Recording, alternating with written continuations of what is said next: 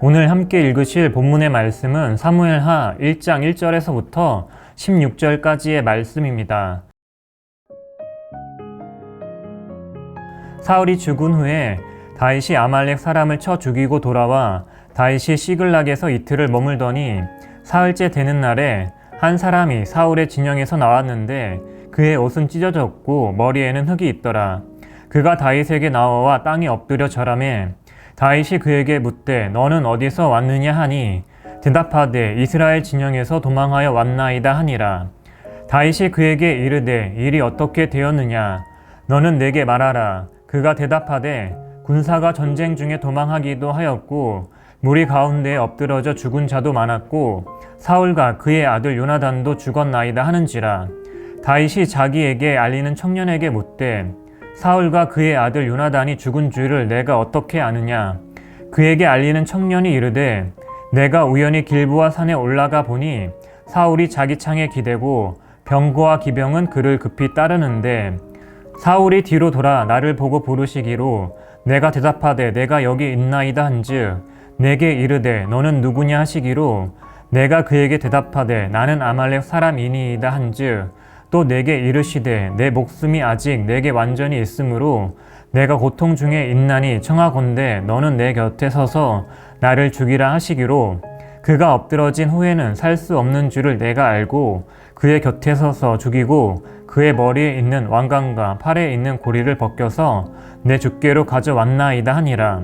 이에 다윗이 자기 옷을 잡아 찢음에 함께 있는 모든 사람도 그리하고 사울과 그의 아들 요나단과 야의 백성과 이스라엘 족속이 칼의 죽음으로 말미암아 저녁 때까지 슬퍼하여 울며 금식하니라. 다윗이 그 소식을 전한 청년에게 묻되 너는 어디 사람이냐 대답하되 나는 아말렉 사람 곧 외국인의 아들이니이다 하니 다윗이 그에게 이르되 내가 어찌하여 손을 들어 야의 기름 부음 받은 자 죽이기를 두려워하지 아니하였느냐 하고 다윗이 청년 중 한 사람을 불러 이르되 가까이 가서 그를 죽이라 하매 그가 침에 곧 죽으니라. 다윗이 그에게 이르기를 내 피가 내 머리로 돌아갈지어다. 내 입이 내게 대하여 증언하기를 내가 야의 기름 부음 받은 자를 죽여노라 함이니라 하였더라. 아멘. 할렐루야. 이 시간에는 삶의 기준인 말씀이라는 제목을 가지고 말씀을 나누도록 하겠습니다. 하나님의 말씀을 따라 살지 아니하며 하나님을 거역한 사울은 전쟁에서 치명상을 입게 되었고 스스로 자신의 칼에 엎드러져 죽는 죽음을 선택했습니다. 하나님은 사울이 이스라엘의 왕으로서 하나님을 두려워하고 그분의 말씀에 순종하기를 원하셨습니다. 하지만 그러한 삶을 살지 않는 사울을 하나님은 블레셋 사람들의 손에 넘기셨습니다. 이처럼 하나님의 말씀을 따라 살지 않는 자에게는 비참한 최후가 기다리고 있음을 우리는 알아야 합니다. 하나님의 자녀된 자들도 하나님의 징계와 심판을 받을 수 있음을 알아야 합니다. 로마서 11장 21절의 말씀에서 하나님이 원 가지들도 아끼지 아니하셨음즉 너도 아끼지 아니하시리라 라고 말씀하고 있습니다.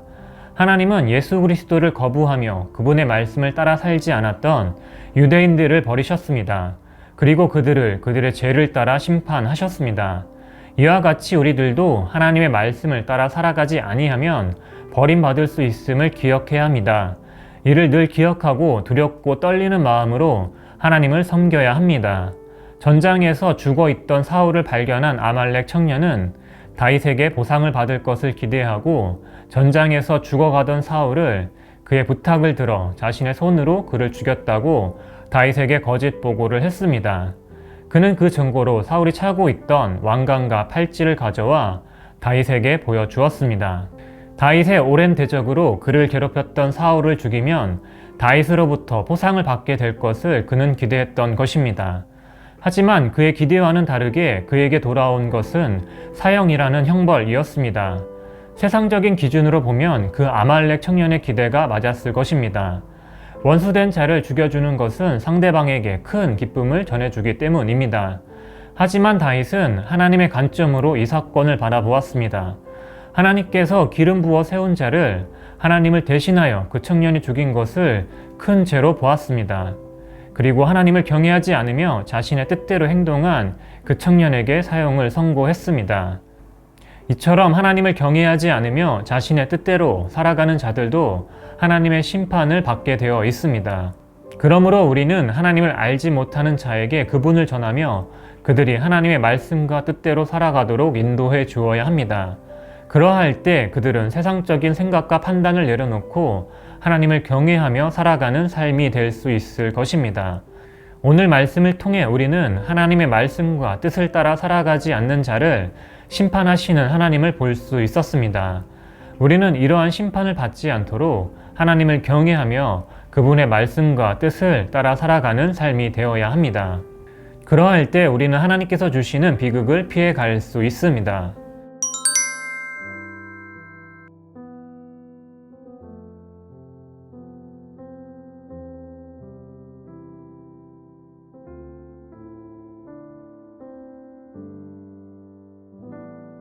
기도하시겠습니다. 우리에게 하나님의 말씀을 주시고 우리가 그 말씀을 따라 살아가도록 인도해 주시는 하나님 아버지 감사합니다. 우리 안에 완악한 마음을 버리게 하여 주시고 말씀을 따라 믿음 위에 서서 하나님을 섬기는 우리의 삶이 되게 하여 주시옵소서. 하나님을 알지 못하는 자들에게 하나님을 전하며 그들 또한 하나님의 말씀을 따라 살아가는 삶이 되어지도록 인도하는 우리의 삶이 되게 하여 주시옵소서. 예수님의 이름으로 기도드렸습니다. 아멘.